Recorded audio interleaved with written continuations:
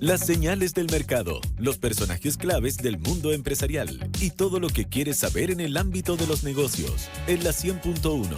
Esto es DF en Infinita. DF en Infinita es una presentación de Colmena está contigo. Juntos cuidamos tu salud. Ya estamos de vuelta. En ISAPRE Colmena, cuidar tu tiempo es importante y por eso cuentas con reembolsos rápidos, fáciles y online. Colmena está contigo, juntos cuidamos tu salud, dice Colmena. Estamos junto a Carolina León, periodista del Diario Financiero. ¿Qué tal, Carolina? Hola, querido, ¿todo bien? Que viene acá? harto el micrófono. Acerco. Eso, exactamente. ¿Todo bien por acá y tú? Muy bien, pues ¿cómo estuvo Icare ayer? Intenso y me atrevería a decir que muy entretenido.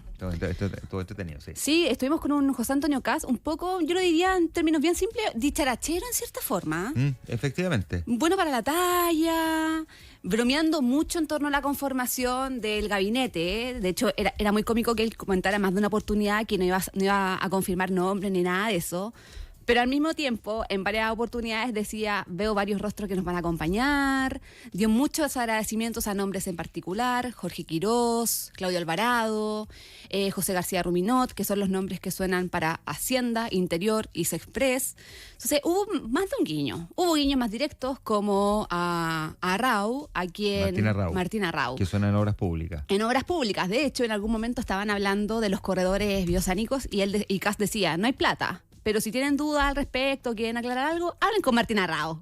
Entonces, fue bien poco sutil en cierta forma. Ya. Entonces, claro, vimos a un José Antonio Caz comparado de su círculo de hierro, al menos en materia económica, generando ya los primeros puentes con el mundo empresarial ya formal. O sea, ya se había juntado con la CPC, pero ahora fue un encuentro un poco más transversal.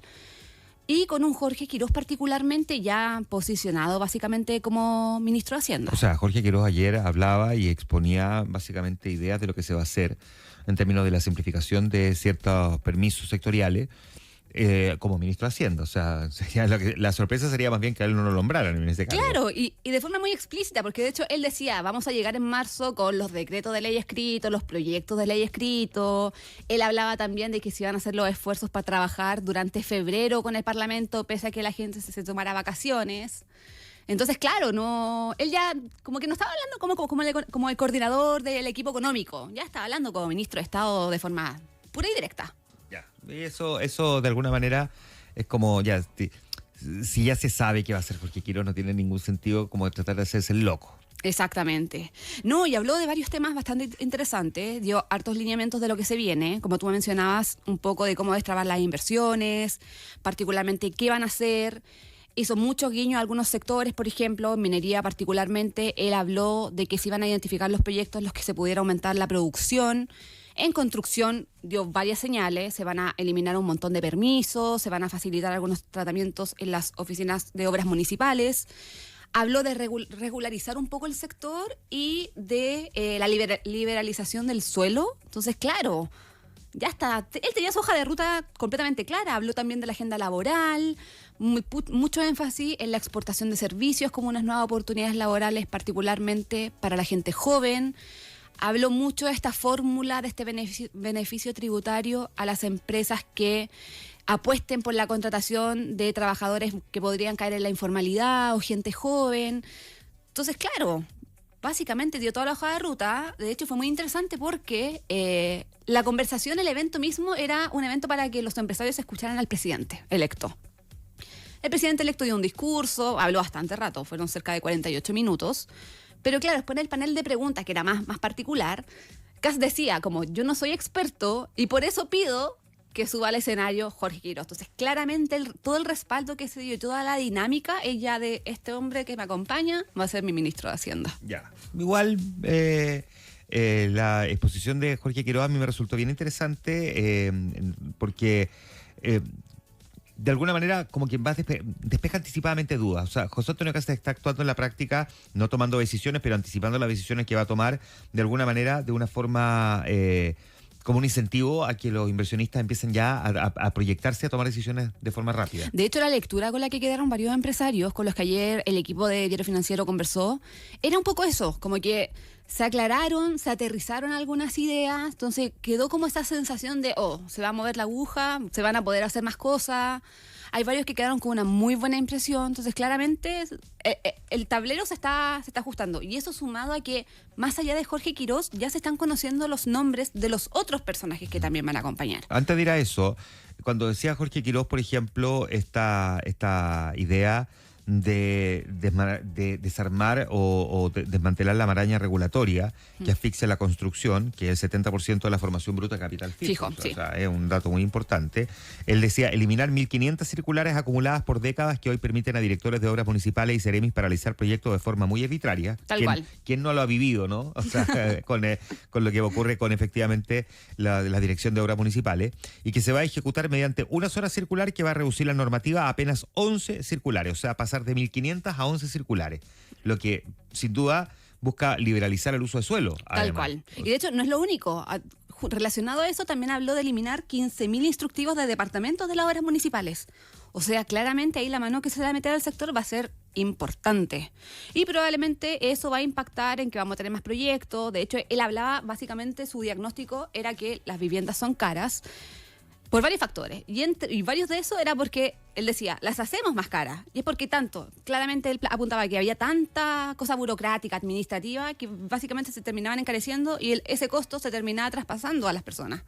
Y por eso él hablaba, de hecho, su lectura era que la solución no es avanzar únicamente en un pie cero u otras fórmulas, sino que se tiene que abordar el problema de fondo, que es justamente la excesiva burocracia y tramitación que también hay detrás del tema. Ahora, yo creo que pueden haber expertos que puedan tener otra lectura. Esto finalmente se va a ir aterrizando una vez que ya lleguen al gobierno y nos digan concretamente cuáles van a ser las circulares que se van a eliminar, de qué forma y todo eso.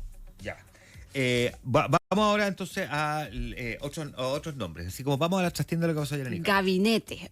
Ayer habían varios nombres. De hecho, por ejemplo, estaba María Jesús Golf, que ella es parte del equipo cercano de CAS y que suena como próxima ministra de Desarrollo Social. Estaba José García Ruminot, actual senador, que deja el cargo ahora en marzo, y que él es bien sincero, porque a él le preguntaban como, senador, ¿va a ser ministro? Se reía, contestaba jugando, entonces claramente ya está totalmente definido. Y habían otros nombres que, si bien ayer quizás, no recuerdo exactamente todos los nombres que ayer estaban en la actividad, pero ya hay cierta claridad de quiénes van a aterrizar en el gabinete.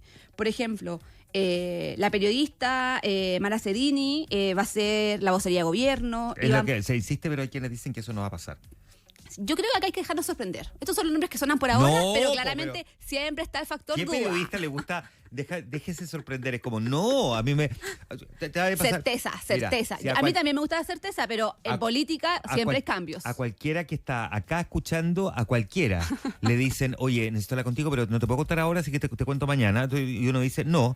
Si a cualquiera le pasa que quiere que le cuenten al tiro, imagínate un periodista. No, sí, es horroroso. En realidad, es horroroso. O sea, a uno no le pueden decir, oye, necesito contarte algo, pero no puedo ahora. Y es como...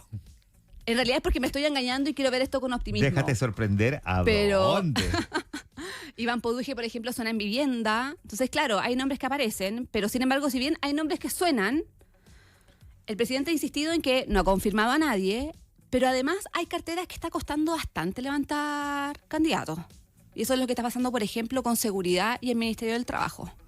En algún momento sonaron con fuerza ahí algunas alternativas, como por ejemplo Cecilia Cifuentes, Alejandro Weber, pero pareciera por las conversaciones que hemos estado teniendo que ya son alternativas que ya no están sobre la mesa y se está dificultando un poco el tema. Particularmente en el Mintraf se está dando el desafío de que es una cartera que históricamente ha sido muy apetecida, porque es una cartera muy expuesta, con muchos desafíos, o sea, muy ciudadana, pero particularmente por el enfoque que le quiere dar la futura administración, pareciera que no está logrando convencer a las alternativas sobre la mesa, en cierta forma.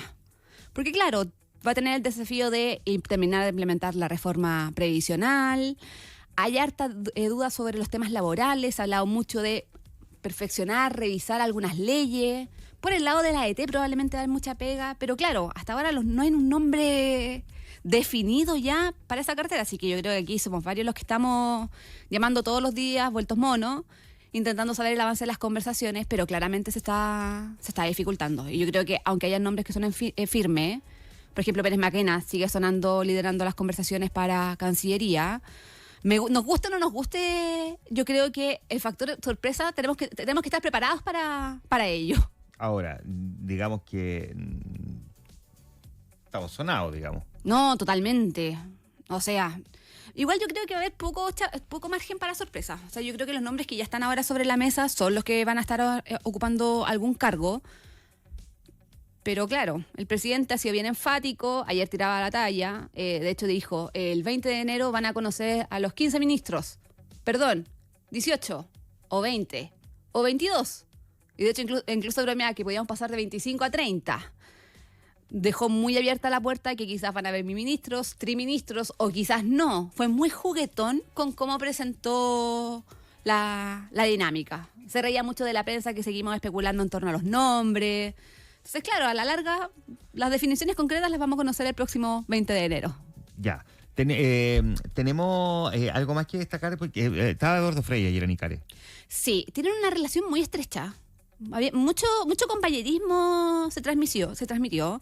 Kast le hizo varios agradecimientos. Y de hecho, algo que me llamó particularmente la atención es que no solo hubo guiños, en cierta forma, a Frei y lo que logró también él o cómo ha estado apoyando ahora, sino que también hubo guiños a la ex competencia presidencial de José Antonio Kast, Janet Jara.